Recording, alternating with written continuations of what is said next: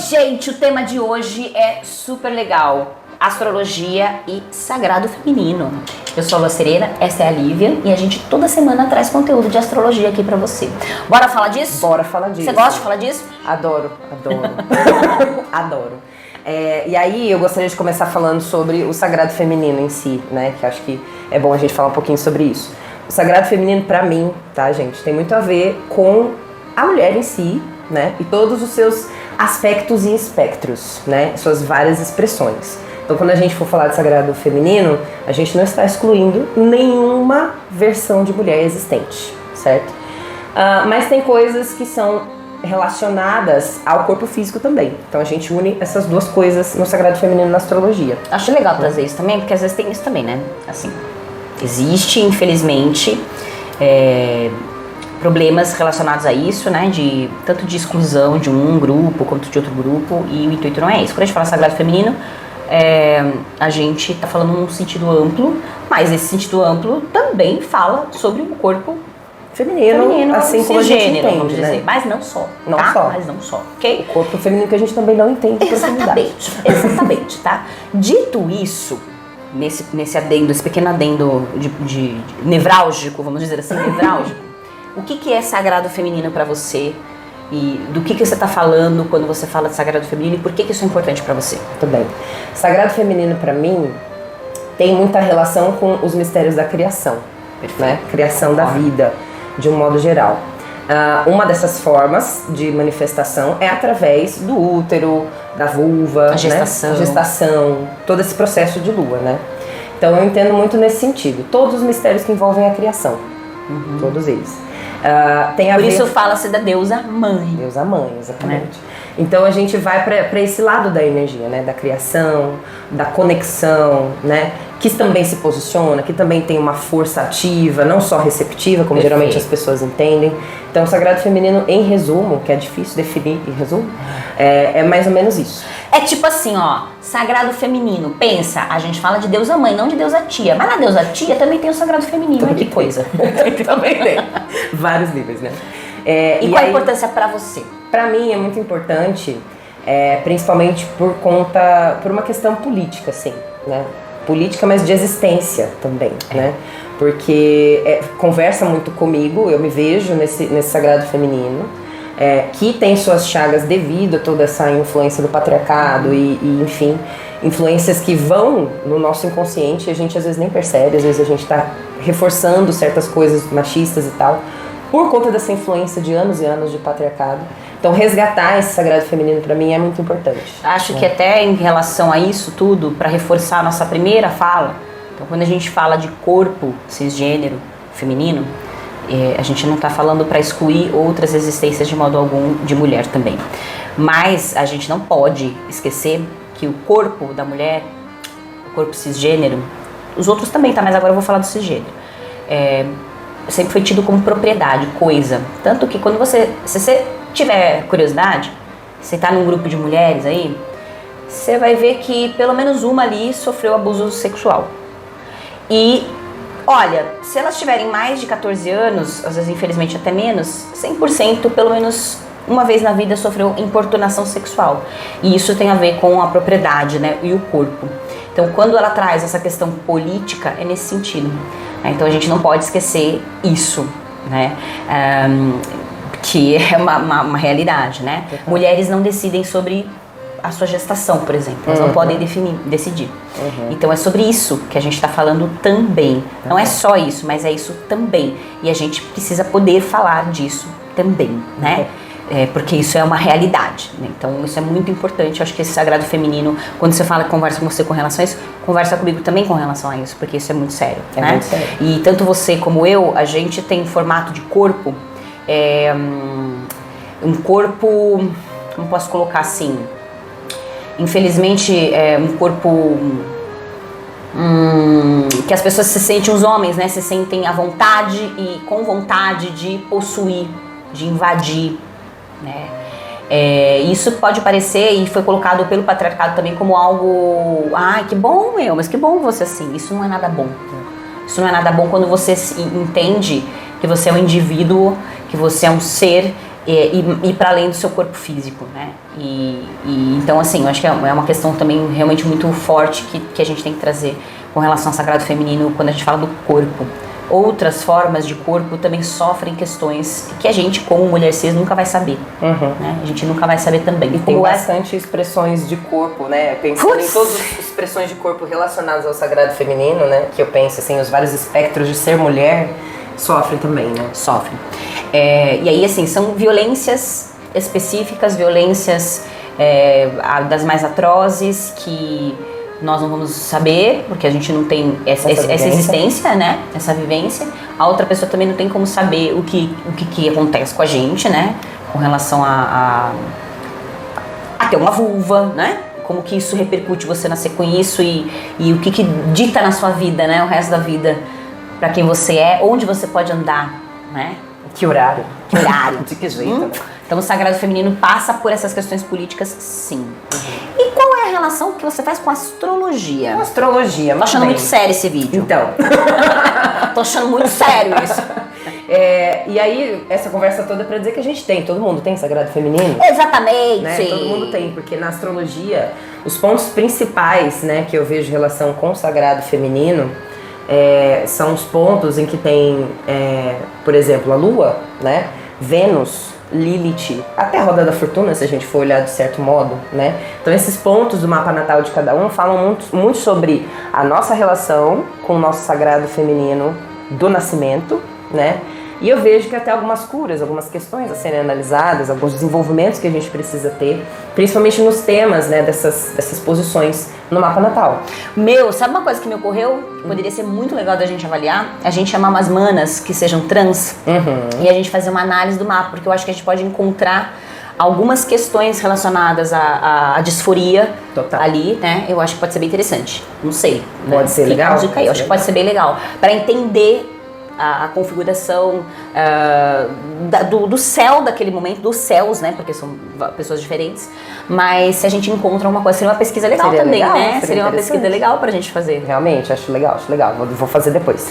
Porque pode ser muito legal isso, a gente tem que falar, olha, tem uma coisa interessante aqui que às vezes não é a mesma, gente. Tô falando assim, tipo, nossa, todas elas vão ter. Não, é cada indivíduo. Gente, cada indivíduo. Mas, às vezes, porque o que eu noto no mapa astral, no nosso mapa astral, tem vários pontos que vão trazer a mesma mensagem por linguagens diferentes naquele mapa, né? Então, tipo, lá o Sol na casa tal, em quadratura, em conjunção com A, blá blá blá. Você olha e fala assim, olha, isso aqui tava falando exatamente isso aqui. Olha, tá falando no meu mapa aqui, que também a gente tinha falado uma coisa talvez assim. alguma quadratura ali com Vênus, acho que pode ser algo nesse sentido. Interessante. Mas voltando aqui. Então, eu vejo que esses planetas em específico, eles falam muito, né, sobre a nossa relação com o sagrado feminino de um modo geral, né? Qualquer pessoa tem a relação com o sagrado feminino ali. Então, quando a gente fala de lua, por exemplo, a gente está falando das nossas emoções, como que a gente lida com aquilo que está mais no nosso profundo, como que a gente se acolhe ou não, como que a gente se nutre ou não das emoções, como são as nossas reações emocionais nas relações e fora delas, com a gente mesmo, né? Essas tendências que a gente tem. Já Vênus, ela vai num lado mais de eu e você. Eu com o outro, né? Eu com os meus patrões, eu com todas as pessoas, né? Como que eu funciono no meu trabalho, eu e o meu objeto de trabalho, né? Feminino ativo, né? Feminino ativo, exatamente. Vênus não é passiva, gente. Pense em Afrodite, hein? Olha lá. Ok. Não é passiva. É a relação com o outro, né? A relação de justiça, de harmonia, de beleza, de reconhecer essa beleza também, entender o próprio corpo, valorizar esse corpo que existe aqui, né? Vênus tem muito esse sentido. E Lilith é impossível não falar dela. Eu ia perguntar já se não ia aparecer Lilith aqui nessa história. Lilith precisa ser dita, porque é aquele ponto, né, da nossa psique que nem sempre está claro, e por isso que a pessoa precisa realmente estudar o seu próprio mapa para encontrar Lilith, para ver o que é inegociável para ela. Tipo, neste ponto aqui onde Lilith está, não adianta você arredar o pé. Se aquilo for do jeito que você não quer, você parte da relação, você parte dos seus padrões de funcionamento interno, tipo, algo que você vai transformar completamente. E principalmente, assim, trabalho, né? Não consigo estar neste trabalho porque esbarra naquilo que é inegociável para mim, né? Lilith é uma potência muito grande, né? Tanto ela quanto Vênus falam também sobre a libido de formas diferentes, né? Então a vontade de estar com o outro, né? Em Lilith é um feminino mais realmente super indomável, de tipo, aqui não, Sebastião, né? Pare. Em Vênus é um pouco mais, vamos fazer harmonia, vamos discutir sobre isso, vamos lidar um pouco melhor, vamos fazer esse acordo diferente, né? Vamos tentar resgatar, resgata aqui essa relação. Mas são potências incríveis que em conjunto falam muito sobre essa dinâmica mais feminina, né? Da energia, de criação, né? De colocar a vida para funcionar, de gerar novos movimentos, gestar ideias, seja você quem for, né? O seu corpo como ele for. E para homens também, né? A gente tem, todo mundo tem sagrado feminino. Pra todo mundo, né, gente? Exatamente. Todo mundo tem essas posições no mapa natal, né? Então, isso diz muito. Mari, vou falar uma coisa aqui que a gente vai ficar pensando. Eu tô pensando aqui, né? Nesse sentido, eu acho que... Sabe que até o Sol, eu acho que tem uma questão muito forte com o feminino aí, porque essa questão da vida, da geração da vida, do acontecer, desse feminino ativo, esse feminino solar, esse feminino, sabe? Tem. Não estou dizendo que né, tipo, o Sol é feminino, não é isso, mas... bom, porque se a gente for pensar em diversas culturas, o Sol é feminino, né? Tava pensando justamente nisso, eu não me lembro se é na Espanha, que é um país da Europa, que o Sol é feminino. Pois é, então, né? E no Oriente também, né? A gente tem a Materaçu, por exemplo. Materaçu, Suna, né? Entre os nórdicos lá. Então, não sei, eu acho que pode ser uma coisa interessante da gente avaliar também, quando a gente está olhando um mapa à luz do sagrado feminino, a gente olhar nesse sentido. O Sol também. O Sol nesse sentido, né? Eu acho que pode ser bem... que traz a clareza, né? Todos esses outros aspectos, pro Ocidente é muito relacionado mais ao feminino. Mas o Sol, com certeza, eu acho que tem que... Até porque existe muito do consciente, do trazer alegria na vida no feminino também. Né? Eu acho que tem alguns equívocos. Eu acho que tem alguns equívocos quando fala de tudo isso, né? Eu acho que tá errado, eu acho que deu muito BO. E acho que hoje a gente tem, inclusive, dificuldades de aprender sobre questões de gêneros múltiplos por conta de alguns equívocos do tipo dessa dualidade. Sim, esse é um mundo de dualidade mesmo, dia, noite e tal. Mas existe um monte de coisa no meio disso, né? Uhum. Então, quando fala, por exemplo, que o consciente é masculino e inconsciente feminino, eu acho que isso é problemático. Que tipo, associa mulher e homem, né? Então, assim, já parte por uma premissa cisgênero estranha, assim, que não... Ainda que não seja cisgênero, eu acho que não é bem assim, não. Saca? Porque eu sou menina e eu vivo de dia e de noite, tô viva, entendeu? Passo todas as estações. Vale também, você também, né? Estamos vivos aqui. Então, acho que não tem a ver. Tenho tanto consciente quanto inconsciente, eu tenho. Quando a gente fala de Jung, a gente vai ter um vídeo só pra falar sobre Jung e astrologia. Quando a gente fala de Jung tem um conceito que ele mesmo falou que ele não conseguiu entrar profundamente, que é de ânima e ânimos, que não tem a ver com, se você é homem, você tem a ânima, se você é mulher, você tem o ânimos. Não é bem assim. É a sua estrutura psíquica. Eu acho que, na verdade, ali, não sei, tá? Vou jogar essa bomba. Mas eu acho que ali tinha uma sementinha muito visionária do senhor Jung com relação às questões de gênero. Porque se eu estou falando de estrutura psíquica, mais de ânima e de ânimos, nós estamos falando de uma estrutura de alma, vamos dizer assim, de essência. Então eu acho, ele mesmo fala que ele não conseguiu aprofundar muito bem aquele tema. Ele morreu em 61, né, gente? Então eu acho muito legal. E quando a gente fala de passividade e atividade, o ativo é sempre visto como algo legal, bom né? E o passivo não, ninguém quer ser passivo na vida. Por quê? Se associa o passivo como algo parado. Quando, na verdade, a gente tem que pensar em receptivo. Exato. Se a gente vive num mundo patriarcal em que o ativo invade, estupra, domina e rouba, diminui a massa, então ninguém vai querer ser receptivo a isso, né? Ninguém quer ser passivo a isso. Né? Mas a passividade é a receptividade é uma característica que todos deveríamos desenvolver na vida. Porque também diz sobre a nossa capacidade de receber afeto, né? De receber o mundo do outro e não só o meu mundo entrando no seu mundo. Do estado de presença, né? Estado de presença. Então, quando eu estou conversando com a Mari, meu mundo está aqui conversando com dela, mas se eu estou receptiva, passiva enquanto ela está falando, isso significa que eu não quero que meu mundo invada e tudo seja prevalente ao meu mundo, mas eu quero receber o que esse mundo tem para me dizer. E isso é muito bonito, isso não tem nada de pequeno. Na verdade, grande, né? É grande, e se a gente desenvolvesse mais isso, acho que o mundo seria mais feliz. A gente precisa, né? Precisa. A astrologia acho que pode ajudar, não é mesmo? Pode, com certeza. Onde está a sua Vênus? Lilith, onde está? Onde está o seu Sol? Onde está a sua Lua? Onde está a sua Lua? Pensa sobre isso. Pense sobre. Certo? Signos que você acha que são mais relacionados ao sagrado feminino, não que seja, tá? Você aqui, sua opinião, porque eu acho que não tem muito como dizer isso, sabe? Porque não tem. É difícil dizer, né? Eu acho difícil colocar nesse... Mas assim, vamos lá. Vou tentar ir pela mandala zodiacal. Isso. Eu acho que touro tem muito a ver com o Acho também. sagrado feminino. Gêmeos também, em certos aspectos. Câncer tem bastante a ver. Leão também tem. Vou falar todos, né? Leão também tem. Eu fiz de propósito, sabe por quê? Eu fiz de propósito porque eu acho isso também. Eu acho que isso tem, assim, a gente vai analisar os signos à luz de um conjunto de valores, de um conjunto de ideias do que seja feminino e masculino.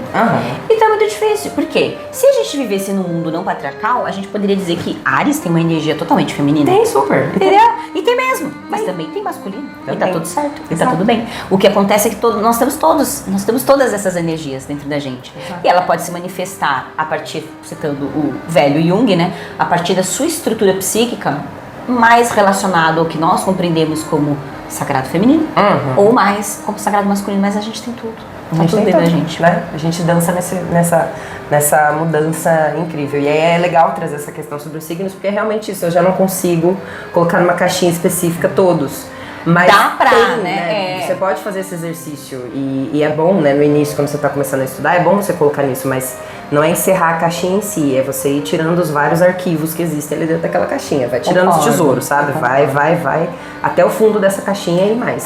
Porque dentro dos estereótipos e dessa visão cultural do que seja feminino, masculino, sagrado feminino, masculino, você vai ter ideias do tipo, Áries, Capricórnio, mais masculino. E... Como não associar um signo que é relacionado à primavera ao feminino? Áries, né? Pois é, não é mesmo? Como não? Né? Não, mas é muito homem. Então, aí é um convite para você repensar todas essas coisas. Exato. É um convite para você repensar o que é feminino, o que é masculino. É de homem, de mulher? O que é homem, o que é mulher? Eita! Não, mas na minha época a mulher era assim, homem era assim. Mas nós não estamos na sua época. Nós estamos hoje, agora, neste momento de transição. Repensando muitas coisas. Repensando muitas coisas e, principalmente, que eu acho que é fundamental, Lívia, se colocando como aprendiz. Total. Porque eu tô tentando entender. Eu também. Eu tô buscando. Acho que você deveria fazer o mesmo. Vamos junto. Achei esse vídeo muito sério. Tá tudo bem, é um papo sério. É que esse papo é sério de verdade, galera. Certo? É importante. É isso, né, meu amor? É isso. Beijo. Beijo, gente.